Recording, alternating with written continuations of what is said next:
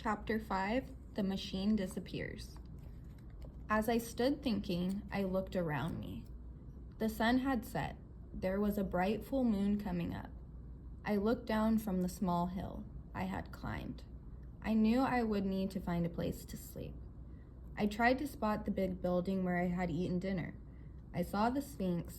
It got clearer as the moon grew brighter. I looked for the lawn I had landed on. Yes, I could see the flowering bushes. Then a chill came over me. No, that can't be the same lawn, I said to myself. I looked again, but it was the same lawn. Suddenly, I was filled with fear. The time machine was gone. I ran down the hill. I fell a few times and scratched my face. When I reached the lawn, the time machine was nowhere in sight. Maybe the little people put it in the bushes, I thought. Like a crazy man, I began to look through the bushes. I searched through the bushes around the Sphinx, and the machine wasn't there. I remember that I scared some kind of animal in the bushes. I didn't see it, but I heard it run away. At the time, I thought it might be a deer. I learned later just what that animal was. I ran back to the big hall. The full moon lit my way. I burst into the room. All around me, the little people were sleeping on cushions on the floor. If they were surprised the first time they saw me, what must have they thought this time? I was cut and my clothes were torn from beating the bushes. I cried out in a loud voice, "Where is my time machine?" To see better in the dim light, I lit a match. This really scared them, and they jumped up. My heart sank inside me. They were afraid of the match. People had sunk so low that they had forgotten how to make fire. Suddenly, I couldn't bear to look at them. With a wild cry, I knocked several of them over. I ran outside again, into the moonlight. I went back to where the time machine had been. I must have looked around there for hours. Finally, I got so tired and felt so bad that I fell down on the lawn and slept. In the morning, I tried to get some help from the little people. They just weren't interested. It was hard to stop myself from hitting their smiling faces. I went from one to the other, trying to find out something, anything, but it was no use. I went back to the lawn where I'd slept. Then I saw something. There were deep tracks in the grass. Someone had dragged the time machine away. I followed the tracks. They led me to the base of the white Sphinx. I looked up and saw that there were two big metal doors at the base of the Sphinx. My time machine was inside the Sphinx. I looked for a long time, trying to find some kind of doorknob or handle. I had to get inside. I had to find the time machine. But how did the doors open in the year 802,701? Maybe the little people knew. I spotted one of them. Walking nearby, I grabbed his arm and led him toward the Sphinx. He looked scared and he ran away. I was used to the little people not caring about anything, but this fear was new. I tried asking others for help, but they all acted the same way. They were all frightened. Finally, I gave up trying to get their help. I went to the ruin of the big building and took a big rock from it. I went to the metal of the base of the Sphinx. I began to pound on it. With the stone, I didn't know how long I hammered. The metal was very old. Parts of it turned to dust under my blows, but I really didn't make a dent in it. In the end, I gave up. I went back to the big hall.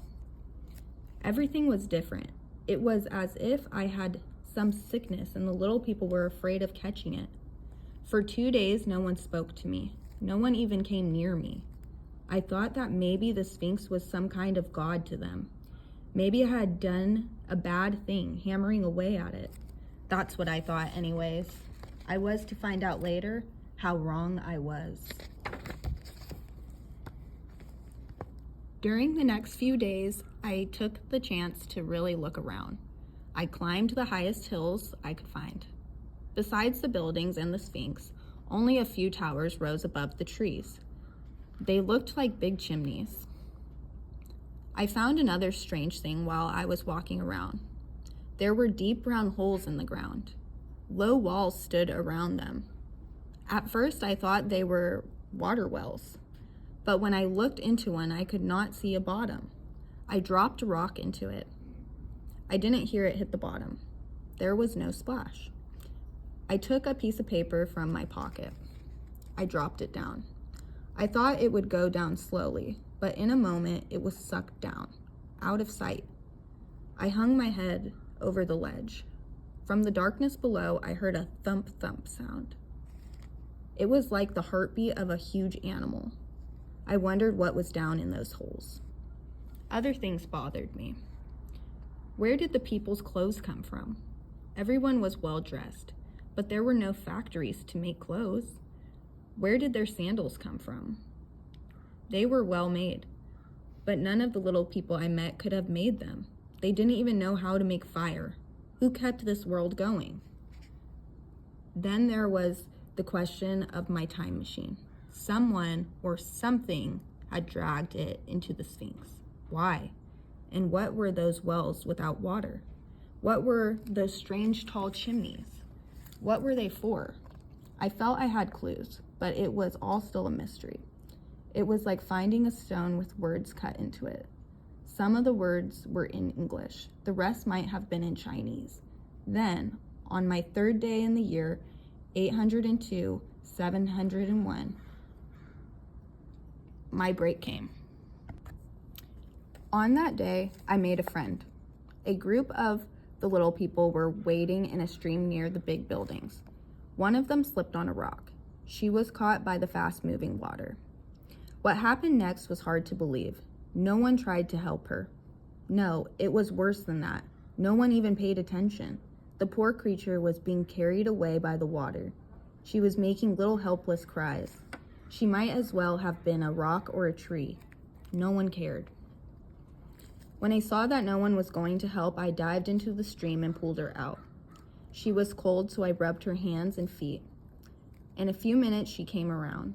But now I had learned not to wait for a thank you. I left her there. That happened in the morning. In the afternoon, I met her again. When she saw me, she began to smile. She greeted me in her odd language. She made a chain of flowers and put it around my neck. In a few minutes, we were sitting and talking. I shouldn't say talking. We were mostly smiling and waving our hands. She kissed my hands. I kissed hers. Using a few words, I knew I learned that her name was Weena. It was the beginning of an odd friendship that lasted for a week. It ended, as I will tell you. When I saved Weena, I didn't understand what I had gotten myself into. She followed me around like a puppy. Whenever I left her, she was upset. All she wanted to do was be near me. I began to look forward to seeing her as well. Not that there was anything between us. She was like a young child, but I learned things from Weena. I learned that fear hadn't left this strange world. Oh, Weena was brave in the daylight, but she was awfully afraid of the dark. And it wasn't only Weena who felt that way. All the little people stayed in the big house after dark. They never slept alone. I was such a fool that I didn't learn from their fear. I kept sleeping outside. Chapter 6, The Morlocks and the Eloy. One morning, just before dawn, I woke up. It was that gray time of night, just before the sun comes up. It's then that your eyes can play tricks on you. I looked at the hills. I thought I saw ghosts. I looked again. I saw white ape-like creatures. They seemed to be carrying a dark body. I looked again and they were gone. I rubbed my eyes. At the time, I felt that I had seen something important, but after the sun came up, I passed it off in my mind as a dream. I said nothing about it to Weena. I should have. I could have learned something. Instead, I had to learn the hard way. The next day was very hot. I had been walking around, trying to learn more about this future world, but the heat was too much for me. I spotted what looked like a cave. It seemed cool and dark, so I went inside. Suddenly, I froze. In the dark, I saw two red eyes watching me. I called out. I guess my voice didn't sound very brave. Then I reached out and touched something soft in the dark. The red eyes darted from side to side. Something ran past me. I turned and saw a strange ape-like figure run out of the cave. It kept its head down in an odd way. It ran right into a big stone and fell down. Then the thing got up again and ran into another cave. I didn't get a good look at it. It was white and had large reddish gray eyes. Its white hair grew all the way down its back. I couldn't tell for sure if it walked on all fours. Maybe it just held its arms very low. Holding back my fear, I followed it. I went inside the other cave. There was no trace of the white thing, but I did find another one of those wells. Could the thing have gone down there? I lit a match and I looked down the hole. I saw the thing. It was climbing down the sides of the hole. There were metal bars on the side of the well. The thing was climbing down using these handholds. It looked like an evil white spider. I felt almost sick looking at it. Then my match burned out. All was darkness again. I don't know how long I stood there thinking. Then the truth came to me. Even though the creature I saw didn't look human, it was. In the future, there were two kinds of humans. The little people lived above the ground. The white ape-like people lived below ground.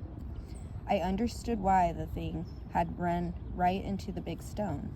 From living underground for so many years, it was not used to the light. That also explained why the thing had such big wide eyes. It was like a cat or an owl. Those eyes helped it see at night. Those eyes helped it see in the dark. I started to think about why some people lived under the ground while others lived in the sunshine above. It started back in our time, in 1895. Back then, many people worked in factories all day. They made the fancy clothes and things that the rich people could buy. But they spent all their time indoors and hardly ever saw the sun. They worked all their lives just so that rich people could have a good time. It seemed clear to me the little people wore clothes and sandals that the white things made. Instead of being thankful, the little people just enjoyed what the underground people did for them. They gave nothing while the creatures underground lived like moles. I had a feeling that this world was like a beautiful ripe apple that had worms in the center. As best I could, I told Weena what I'd seen.